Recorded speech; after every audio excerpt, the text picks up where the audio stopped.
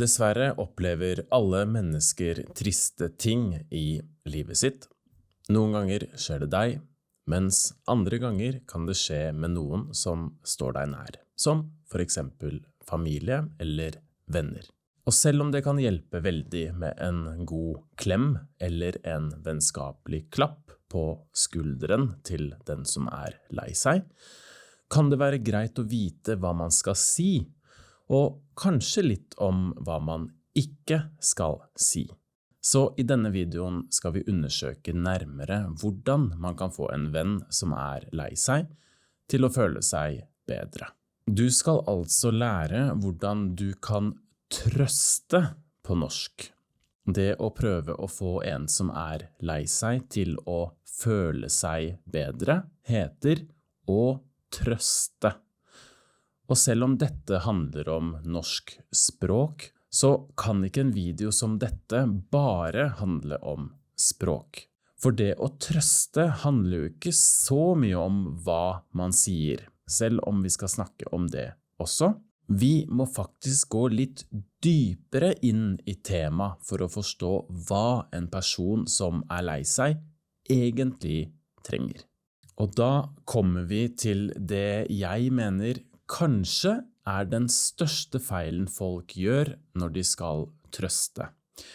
Og jeg skjønner jo at man bare vil den andre godt, men ved å gjøre denne tingen som jeg snart skal vise deg, så kan man i noen tilfeller faktisk risikere å gjøre ting verre. Jeg skal nå vise deg et eksempel med et barn som er lei seg, men det jeg skal vise deg med dette eksempelet kan like gjerne gjelde en voksen. Se for deg at barnet ditt glipper heliumballongen sin på vei hjem fra tivoliet.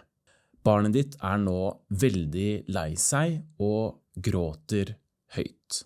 Det vi instinktivt ønsker å gjøre da, er å snakke rasjonelt til barnet.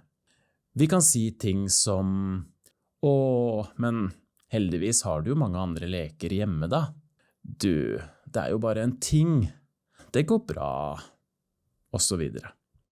Og det er nettopp dette jeg mener er feil. For en som er trist, klarer egentlig ikke å tenke rasjonelt.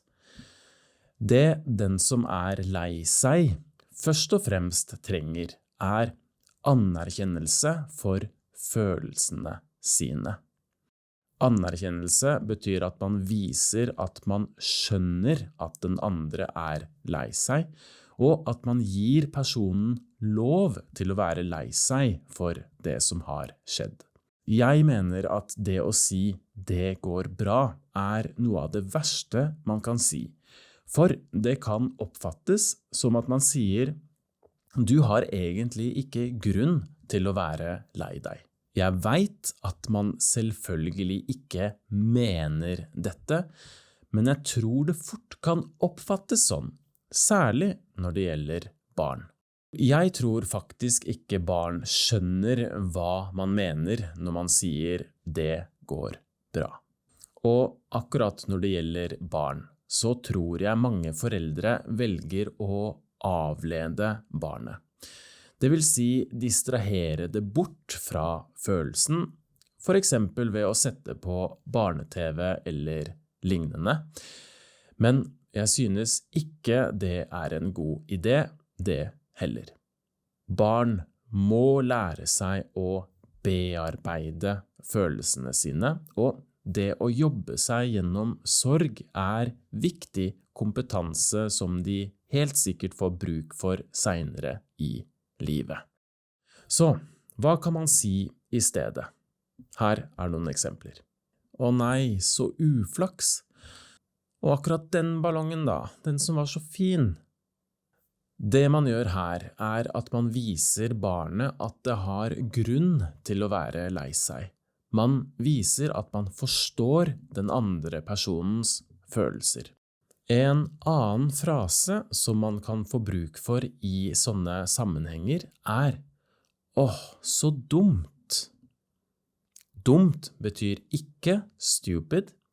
At noe er dumt betyr at det er dårlig, eller litt kjedelig. Vi bruker ofte dumt, litt som det engelske ordet unfortunate. Så dumt. How unfortunate.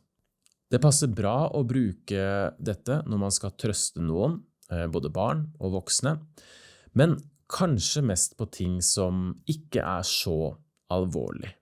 Det passer bra hvis barnet ditt har mistet ballongen sin, eller om vennen din forteller at han har fått parkeringsbot. Men hvis noe virkelig alvorlig har skjedd, så kan vi ikke si så dumt.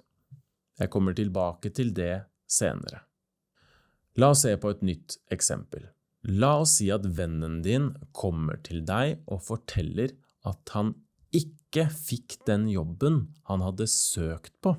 Han var en av de 2 siste kandidatene, og han syntes det siste jobbintervjuet hadde gått bra. Da kan du si, åh, så dumt. Og du var jo så nærme også. Er du skuffet? Og videre herfra er det selvfølgelig vanskelig å planlegge hva man skal si. Her er det egentlig viktig å bare prøve å lytte på hva den andre har å si, og så, litt senere når personen kanskje er mer åpen for det, da kan du begynne med litt mer rasjonell argumentasjon. Men sa de noe om hvorfor? Hva tenker du nå da? Du har jo den andre stillingen som du har søkt på også da. Nå må vi bare fokusere på den. Men uansett er det viktig å vise at man er der for personen fremover også. Du kan for eksempel si, bare si fra hvis det er noe jeg kan gjøre. Både i eksempelet med barnet og i eksempelet med vennen din som ikke fikk jobben han hadde søkt på, så har vi sett at det viktigste er å begynne med å bare anerkjenne at personen er lei seg. Hvis det er rom for det, så kan man prøve å snakke rasjonelt senere. Men dessverre er det også sånn at de rundt oss opplever mer alvorlige ting, for eksempel hvis de mister noen de er glad i. Da er det kanskje vanlig å si ting som så forferdelig eller så trist. Vi sier ikke så dumt her. Dette er vanskelige situasjoner, og man må være åpen for at mennesker takler det på forskjellige måter.